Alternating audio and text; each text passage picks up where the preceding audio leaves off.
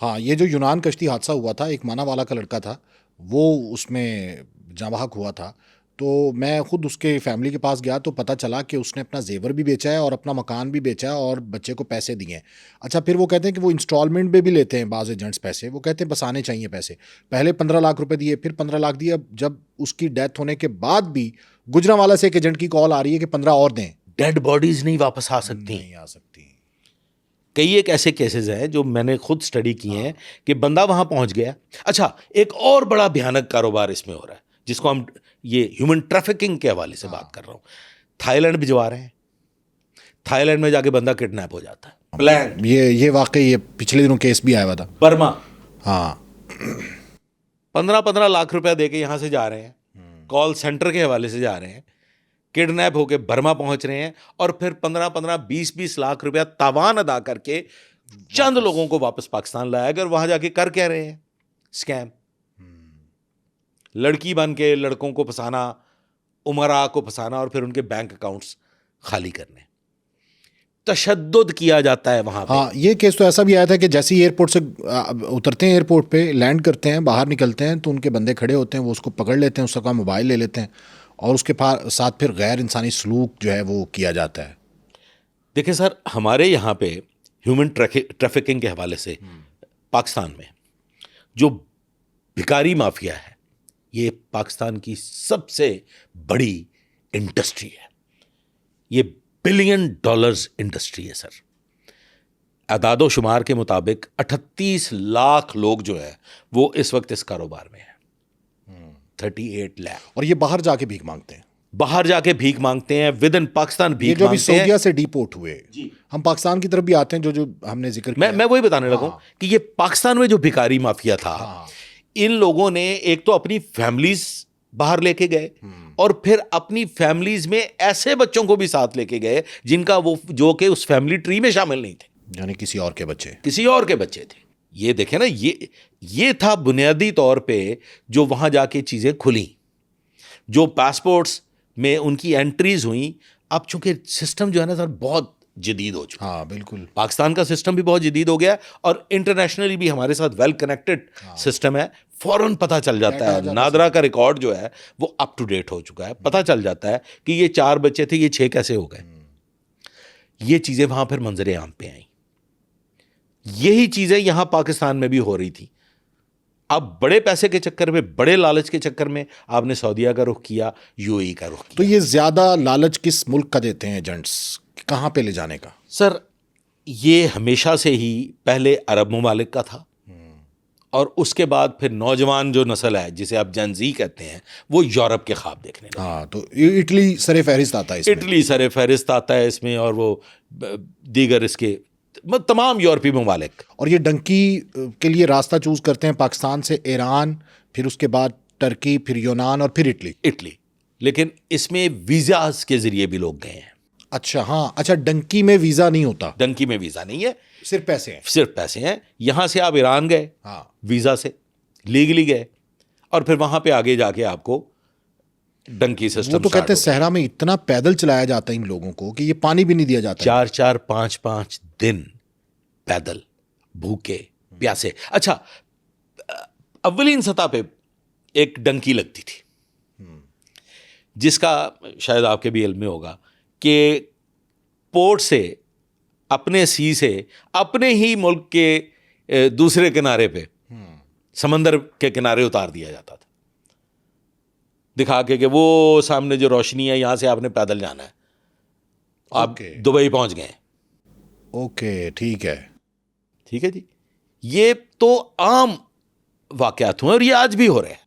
और वो सादा लोग उस तरह से बैठ जाते थे और वहीं पे उनको उतार के चलो जी, दुबई पहुंच गए जी। जब वो पैदल चल के कई घंटे की मसाफत के बाद वहां पहुंचे तो पता चला तो पाकिस्तान में, वो पैसे ले गए, पैसे ले लिए। फिर इसमें जो सबसे भयानक चीज है ना सर, जिसमें लोगों की बड़ी तादाद मौत के घाट उतरी, लुकमा अजल बनी, वो थी जो एक्सपर्ट्स नहीं थे शिप्स के, बोट्स के। आम एक लेमैन है, जब 150 लोग हो गए, 300 लोग हो गए, फिर वहां पे जाके कश्तियां खरीदी जाती हैं। समंदर में जब ट्रैवल करना है तो फिर कश्तियां खरीदते हैं। वो जो कश्तियां खरीदते हैं फिर उन कश्तियों को चलाने वाले एक्सपर्ट्स नहीं होते।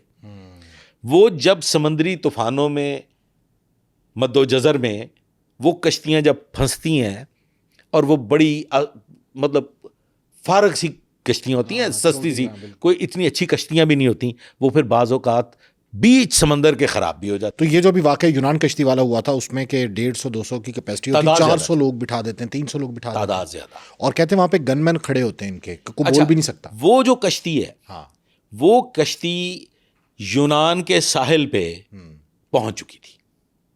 अच्छा, अब वहां का लॉ है, कानून है कि पोर्ट टच कर लिया, अगर साहिल पे उतर गए, हाँ, दाखिल हो गए आप, तो फिर आपको उन्होंने रखना है, ओके, फिर आपको वहां से निकाला नहीं जा सकता। अच्छा, डीपोर्ट नहीं होते वहां से। उस कश्ती को वापस रवाना किया गया, उसको एंटर नहीं होने दिया गया, ठीक है, और फिर वो समंदरी तूफान का शिकार हो गए।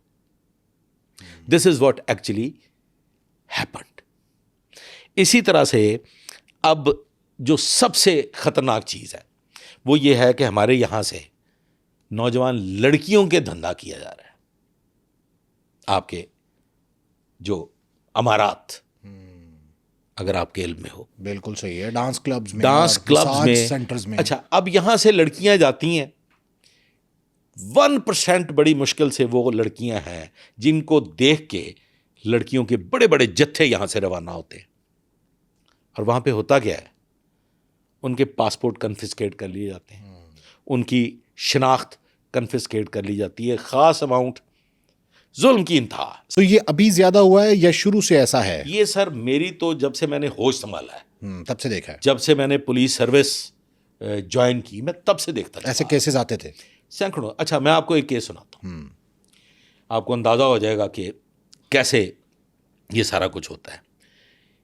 एक, पहले मैं आपको बताता हूँ, एक 7वीं जमात की तालबा फंसा ली गई। कैसे फंसाई गई? सुहाने ख्वाब दिखा के। उसी की एक क्लास फेलो एक ऐसे घर से ताल्लुक रखती थी जिस घर का ये कारोबार था।